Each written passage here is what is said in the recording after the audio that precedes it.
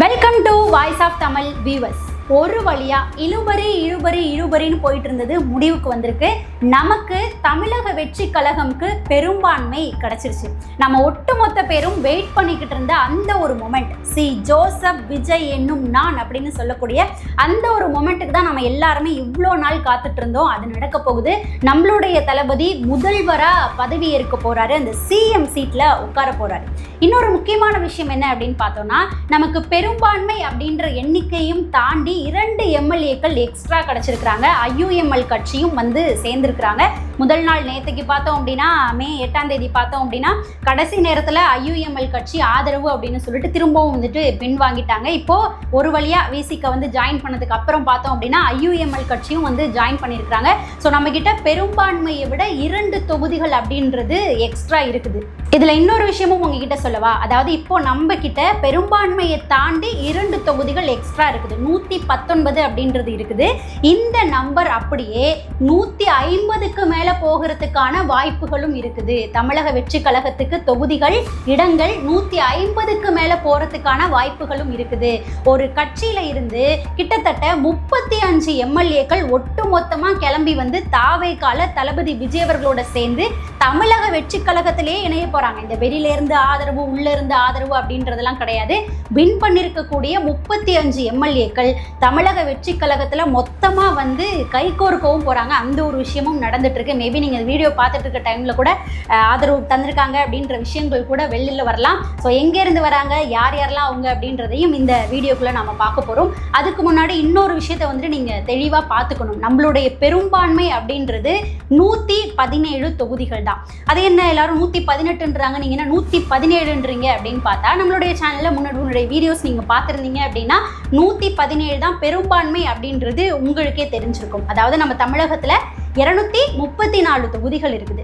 இந்த 234 தொகுதியில நம்ம தளபதி பார்த்தோம் அப்படின்னா பெரம்பூர்லையும் வின் பண்ணியிருக்கிறாரு, திருச்சியிலையும் வந்துட்டு வின் பண்ணியிருக்கிறார் இல்லையா.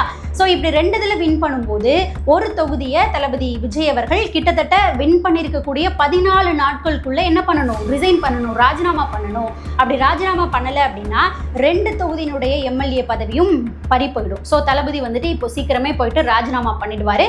ஸோ அப்படி ராஜினாமா பண்ணதுக்கு அப்புறம் 234 தொகுதியில் ஒரு எம்எல்ஏ போயிடுவாங்க. அதை கணக்கு வச்சு தான் இப்போ பெரும்பான்மையை வந்துட்டு எடுத்துட்டு இருப்பாங்க.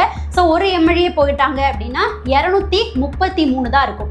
233ல் பாதி பெரும்பான்மை அப்படின்னு பார்த்தா 117 தான். ஸோ 117 அப்படின்றது தான் நமக்கு பெரும்பான்மை. ஆல்ரெடி தமிழக வெற்றி கழகத்துக்கிட்ட எவ்வளோ இருந்தது அப்படின்னா 108 தொகுதிகள் இருந்தது. 108ல் தளபதி விஜய் அவர்களுடைய திருச்சியில் வந்து ரிசைன் பண்ண போறாரு, அதில் ஒன்று போயிடும். ஸோ 107 இருக்கும். இந்த 107லையும் ஒரு எம்எல்ஏ வந்து போயிடுவாங்க. அதாவது சட்டசபையில் தற்காலிக சபாநாயகர் பதவியில் ஒரு எம்எல்ஏ வந்துட்டு உட்கார வைக்கணும். அப்படி ஒரு எம்எல்ஏ உட்கார வைக்கும்போது என்ன ஆகும் அப்படின்னா, அவங்க பெரும்பான்மை கணக்கில் வரமாட்டாங்க. ஸோ அவங்கள தவிர்த்து நமக்கு பெரும்பான்மை கணக்குக்கு 117 பேர் வேணும். ஸோ அப்போ திருச்சியில் ரிசைன் பண்ணிடுவார். அதுக்கப்புறம் அந்த சபாநாயகர் பதவிக்கு ஒருத்தரை உட்கார வச்சுட்டாங்க அப்படின்னா தமிழக வெற்றி கழகத்துக்கிட்ட 106 அப்படின்றது தான் இருக்கும். ஸோ 106, அதுக்கப்புறம் காங்கிரஸ் வந்து ஜாயின் பண்ணாங்க, ஒரு 5 இன்க்ரீஸ் ஆனிச்சு, அப்போ 111 ஆனிச்சு. அதுக்கப்புறம் இப்போ பார்த்தோம் அப்படின்னா யார் யார் சேர்ந்திருக்கா, 2 கம்யூனிஸ்ட் கட்சிகளும் சேர்ந்திருக்கிறாங்க, அதுக்கப்புறம் விசிகவும் சேர்ந்திருக்கிறாங்க, ஐயுஎம்எல்லும் சேர்ந்திருக்கிறாங்க. ஸோ எல்லார்கிட்டையும் 2 தொகுதிகள் இருக்கும்போது அது என்ன ஆயிடுச்சு அப்படின்னா மொத்தம் 8 தொகுதிகள், 8 எம்எல்ஏக்கள் வந்துட்டாங்க. அப்போ 111 + 8 119. அதாவது பெரும்பான்மை அப்படின்றது 117, அதை தாண்டி 2 தொகுதிகள் இன்க்ரீஸ் ஆகி 119 அப்படின்றது நமக்கு வந்திருக்கு. அடுத்ததாக பார்த்தோம் அப்படின்னா இன்னும் பல விஷயங்களை பற்றி நாம் இன்னைக்கு இந்த வீடியோவில் பேச போகிறோம். அதாவது திமுகவினுடைய முகத்திரை கிழிக்கப்பட்டிருக்கு. திமுகவினுடைய உண்மை முகம் என்ன அப்படின்றது தெரிய வந்திருக்குது. அதாவது அதிமுகவும் திமுகவும் வந்து கூட்டணி வைக்க போகிறாங்க. அதாவது அதிமுக என்டிஏ கூட்டணி வந்து முதலமைச்சரா அவங்க பதவி ஏற்று ஆட்சி அமைக்கிறதுக்கு திமுக வந்து ஆதரவு கொடுக்க போறாங்க அப்படின்ற ஒரு செய்தி ஒரு 3-4 நாளாவே வந்து போயிட்டு இருந்தது இல்லையா. நாம கூட என்ன சொல்லியிருந்தோம்னா, அது வெறும் வதந்தி தான், அது நடக்கிறதுக்கான வாய்ப்பே கிடையாது, அப்படிலாம் நடந்ததுன்னா அவங்களுடைய அரசியலே வந்துட்டு முடிவுக்கு வந்துடும் அப்படின்ற மாதிரிலாம், 2 கட்சியில் ஏதாவது ஒரு கட்சி அழிஞ்சிரும் அப்படின்ற மாதிரிலாம் வந்துட்டு நாம பேசியிருந்தோம் இல்லையா. அது வதந்தி வதந்தி தான் அப்படின்ற மாதிரி பேசியிருந்தோம். ஆனால் அது வதந்தி கிடையாது, அது உண்மைதான். பேச்சுவார்த்தை நடத்தப்பட்டிருக்குது. அந்த பேச்சுவார்த்தை பெரும்பான்மை இல்லாததுனால தோல்வியிலையும் முடிஞ்சிருக்கு அப்படின்றது இப்போ அப்பட்டமாக ப்ரூஃபோடையே வந்துட்டு வெளியில் வந்திருக்குது.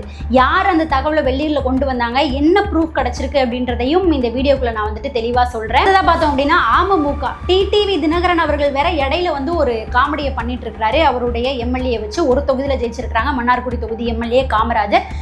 இவரை வச்சுட்டு ஒரு காமெடி பண்ணிட்டு இருக்காங்க. அதாவது என்னன்னா ஃபோர்ஜரி பண்ணிட்டாங்க, அவரை மாதிரியே வந்துட்டு சைனை போட்டுட்டாங்க அப்படின்ற மாதிரிலாம் ஒரு விஷயத்த கிளப்பி விட்டுட்டு இருக்கிறாரு. இதுல இன்னொரு விஷயம் உங்களுக்கு தெரியுமா, தளபதி விஜய் அவர்களுடைய பட்டினப்பாக்கம் இல்லத்துக்கு ஒரு கார் வந்தது. அந்த கார்ல வந்தவர் முகத்தை மூடிக்கிட்டே வந்து உள்ள போனாரு.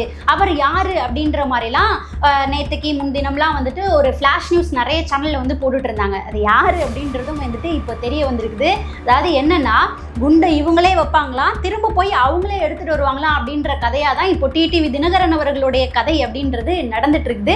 இது இன்னொரு முக்கியமான விஷயமும் இருக்கு. என்ன அப்படின்னா, என்னதான் தளபதி விஜய் அவர்களுக்கு விசிக கம்யூனிஸ்ட் கட்சியெல்லாம் வந்து ஆதரவு கொடுத்திருந்தாலுமே அதுலேயும் ஒரு இக்கு வச்சு தான் ஆதரவு கொடுத்துருக்குறாங்க. அதாவது என்னன்னா ஆட்சியே கவிழ்ற அளவுக்கான வாய்ப்புகளோட தான் இவங்க வந்துட்டு இப்போ ஆதரவு அப்படின்றத கொடுத்துருக்குறாங்க. அதையும் வந்துட்டு நம்ம கிளியராக வீடியோக்குள்ளே பார்க்கலாம். அதாவது இப்போ விசிகவா இருக்கட்டும், கம்யூனிஸ்ட் கட்சிகளாக இருக்கட்டும், ஐயுஎம்எல் கட்சியாக இருக்கட்டும், இவங்க எல்லாரும் என்ன கடிதத்தில் கொடுத்துருக்குறாங்க அப்படின்னா, குடியரசுத் தலைவரினுடைய ஆட்சி வரக்கூடாது, அதன் மூலமா நம்மளுடைய நாடு ஒன்றிய அரசினுடைய கைக்கு போயிடும். அதனால தான் தாவேகா கிட்ட தனி பெரும்பான்மை இருக்கிறதுனால, அவங்க தான் ஆட்சி அமைக்கிறதுக்கான வாய்ப்பு இருக்கிறதுனால அந்த பெரும்பான்மையை நிரூபிக்கிறதுக்காக நாங்க வந்து சேர்ந்திருக்கோம். ஆனா மற்றபடி நாங்க வந்து திமுக கூட்டணியில தான் இருப்போம், அமைச்சரவையிலலாம் நாங்க வந்துட்டு தாவேகால இடம்பெற மாட்டோம், அந்த பெரும்பான்மைக்கு மட்டும் எங்களுடைய ஆதரவு வந்து நாங்க கொடுக்குறோம், குடியரசுத் தலைவரினுடைய ஆட்சி வரக்கூடாது அப்படின்றதுக்காக தான் நாங்க கொடுக்குறோம் அப்படின்றது தான் 4 கட்சியினுடைய கடிதத்திலையும் இருக்கக்கூடிய விஷயம். இதுல என்ன அப்படின்னா, இவங்க எல்லாருமே என்ன சொல்லியிருக்கிறாங்கன்னா, வெளியில இருந்து ஆதரவு கொடுக்குறோம் அப்படின்னு சொல்லியிருக்கிறாங்க. இப்போ காங்கிரஸ் மாதிரி ஒட்டுமொத்தமா உள்ள வந்து சேரலை, வெளியில இருந்து ஆதரவு அப்படின்றத சொல்லியிருக்கிறாங்க. ஸோ ஒட்டுமொத்தமா உள்ள சேர்ந்திருந்தாவாச்சும் குழப்பம் அப்படின்றது சின்ன சின்னதாக தான் வந்திருக்கும். ஆனால் இவங்க வெளியில இருந்து ஆதரவு அப்படின்னு சொல்றாங்க இல்லையா, அந்த வேர்டை தான் வந்துட்டு நாம நோட் பண்ணணும். ஸோ அப்போ நெகட்டிவ் ஐடியாவோட ஏதாவது வந்துட்டு பிளான் பண்ணிட்டு இவங்க ஆதரவு கொடுக்குறாங்களா அப்படின்ற ஒரு கேள்வியும் இந்த இடத்துல வருது. நல்லா நீங்க எல்லாருமே யோசிச்சு பாருங்க. விசிக திருமாவளவன் அவர்கள் என்ன சொல்லியிருக்கிறாரு அப்படின்னா, இதுக்கு முன்னாடி நம்ம பார்த்தோம்னா ஆட்சியிலையும் அதிகாரத்திலையும் பங்கு வேணும் அப்படின்றது தான் முன்னாடி வந்து எடுத்து வச்சுட்டே இருக்கிறாரு. இப்போ இவர் என்ன சொல்லியிருக்கிறாரு, வெளியில இருந்து ஆதரவு அப்படின்னு சொல்லியிருக்கிறாரு. வெளியில இருந்து ஆதரவுனா அமைச்சரவையில இடம் வகிக்க மாட்டோம் அப்படின்றதான் வெளியில இருந்து கொடுக்கக்கூடிய ஆதரவு. ஸோ அப்போ வாய்ப்பு இருந்து இப்போ அவர் என்ன பண்ணலாம், அமைச்சரவையில எங்களுக்கு ஒரு இடம் வேணும், இந்த பதவி வேணும், அந்த பதவி வேணும் அப்படின்ற மாதிரி அவர் கேட்டு வாங்கலாம்.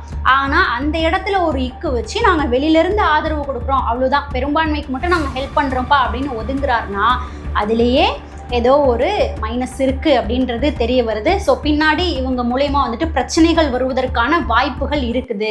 இதில் நாம் கம்யூனிஸ்ட் கட்சிகளை வந்துட்டு தாராளமாக வந்து நம்ம நம்பலாம். ஏன்னா அவங்க எப்போவுமே வந்து இந்த பதவி வேணும், அந்த பதவி வேணும், அமைச்சரவையில் இடம் வேண்டும் அப்படின்ற டிமாண்ட்ஸை வந்துட்டு வைக்க மாட்டாங்க. ஸோ அவங்கள நாம் நம்பலாம்.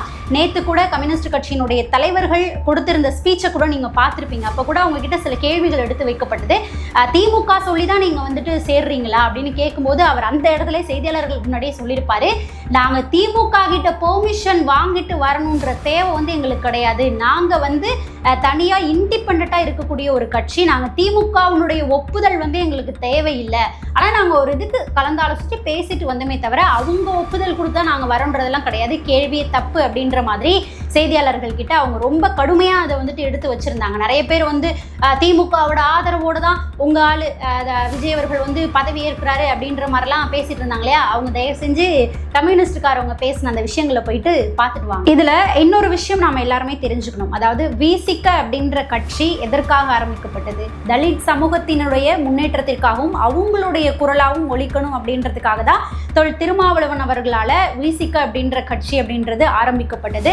ஸோ அவர் வந்து ஆரம்ப காலத்தில் அவருடைய பணிகள் எப்படி இருந்தது, இப்போ அவருடைய பணிகள் எப்படி இருக்குது அப்படின்றத பொறுத்து நிறைய குற்றச்சாட்டுகள் சோஷியல் மீடியாவில் நிறைய பேர் வைக்கிறதையும் வந்துட்டு நம்மளால் பார்க்க முடியுது. ஸோ திமுக கூட்டணியில் சமீபத்தில் அவர் இருக்கும்போது தலித் சமூகத்தினருக்கு எதிராக நடந்த சில விஷயங்களுக்கு அவர் குரல் கொடுக்கல அப்படின்ற விமர்சனங்களும் வைக்கப்பட்டது. அதை வந்துட்டு நம்மளால் மறுக்கவும் முடியாது. ஸோ அந்த சமயத்தில் கூட இந்த சைடு பார்த்தோம் அப்படின்னா தமிழக வெற்றி கழகத்தில் இருக்கக்கூடிய ஆதவர்ஜுனா அவர்கள் பார்த்தோம் அப்படின்னா, நீங்கள் வந்து விசிக்க வந்து இங்கே வந்துருங்க, தமிழக வெற்றி கழகத்துக்கு வந்துருங்க, உங்களுக்கு உரிய நல்ல மரியாதை அப்படின்றது இங்கே கிடைக்கும், அங்கே உங்களுக்கு வந்து மரியாதை கிடையாது, இங்கே நீங்கள் வந்து ஒரு நல்ல பொறுப்பு உங்களுக்கு கொடுக்கப்படும், அதிகாரம் அப்படின்றது கொடுக்கப்படும், அதை வச்சு அந்த சமூகத்தினருக்கு நீங்கள் இன்னும் நல்ல விஷயங்கள் நிறைய பண்ணலாம் அப்படின்னு சொல்லி ஆதவர்ஜுனா அவர்கள் எத்தனையோ முறை தொல் திருமாவளவன் அவர்களுக்கு விசிக்கவை இங்கே வர சொல்லிலாம் அழைப்பு விடுத்திருந்தாரு.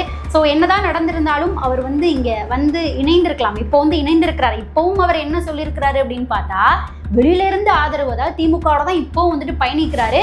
அதாவது அவர் இங்கே வந்து சில பதவிகளையும் சில பொறுப்புகளையும் ஏற்றுக்கிட்டு முழுமையாக இங்கே வந்து அமைச்சரவையில் கூட அவர் வந்து இடம் பெறலாம், முழுமையாக பொறுப்புகளை ஏற்றுக்கிட்டு எதுக்காக அவருடைய கட்சி ஆரம்பிக்கப்பட்டதோ அதுக்கான பணிகளை ரொம்ப சிறப்பாகவே தெரிஞ்சிருக்கலாம். ஆனால் சில இக்கு வச்சு தான் இப்போ வந்து ஆதரவு அப்படின்றத வெளியிலேருந்து கொடுத்துருக்கிறாரு. இப்போவும் அவர் என்ன சொல்லிட்டு போகிறாரு அப்படின்னா, ஆர்எஸ்எஸ் பெற்றெடுத்த பிள்ளைகள் தான் தாவேக்கான்னு சொன்ன இதிலேருந்து நான் ஒன்றும் பின்வாங்கலை அப்படின்ற மாதிரிலாம் வேற சொல்லிட்டு போயிருக்கிறாரு.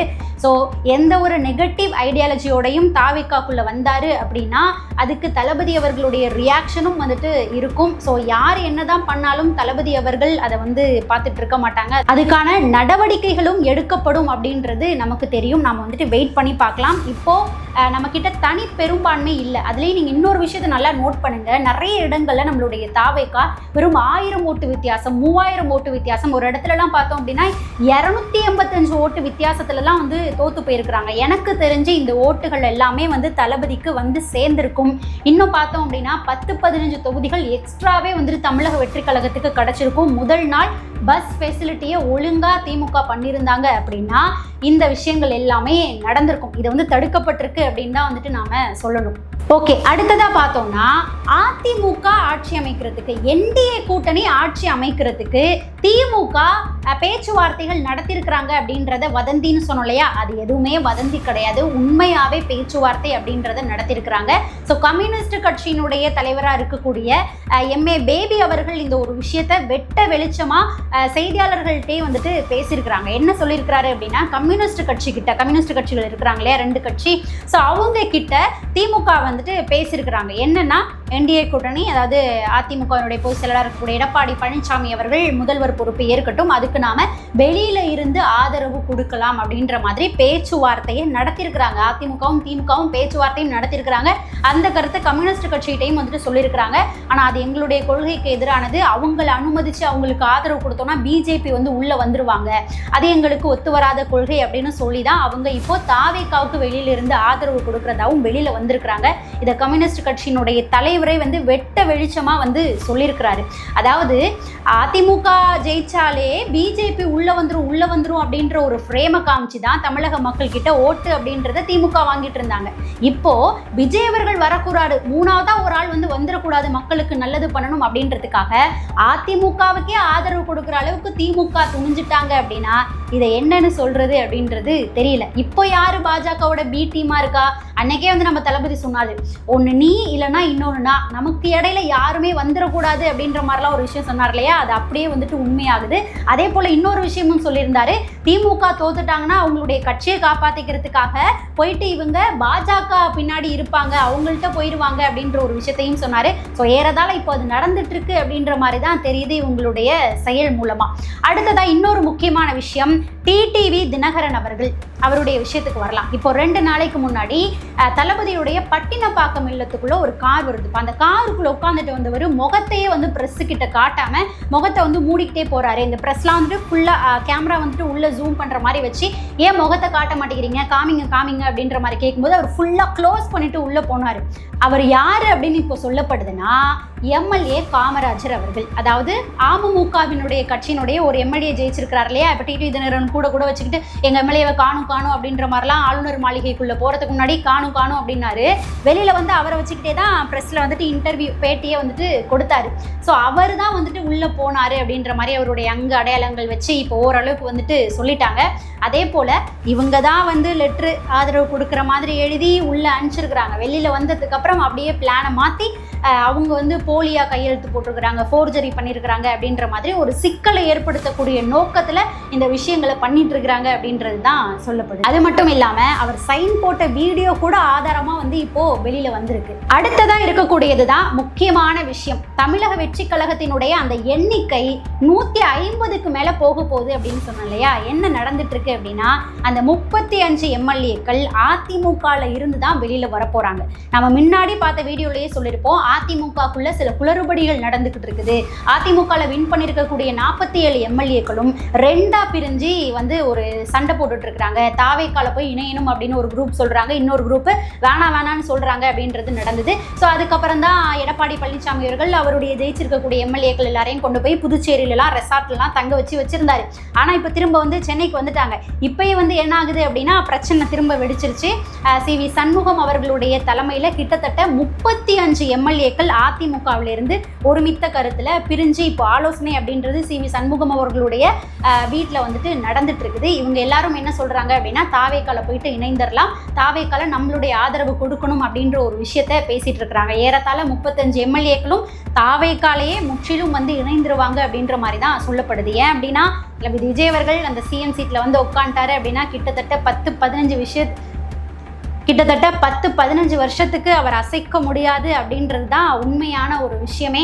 ஸோ இப்போ வந்து சேரும்போது தான் அது கரெக்டாக இருக்கும். அதிமுகன்ற ஒரு கட்சியினுடைய நிலைமை என்ன ஆகும் அப்படின்றது அங்கே இருக்கிறவங்களுக்கே தெரியும். ஸோ அதனால் கிட்டத்தட்ட 35 எம்எல்ஏக்கள் வந்து தமிழக வெற்றி கழகத்தில் விஜய் அவர்களோட கை கோர்க்க போகிறாங்க அப்படின்ற ஒரு தகவல் இப்போது வெளியில் வந்துட்டு இருக்குது.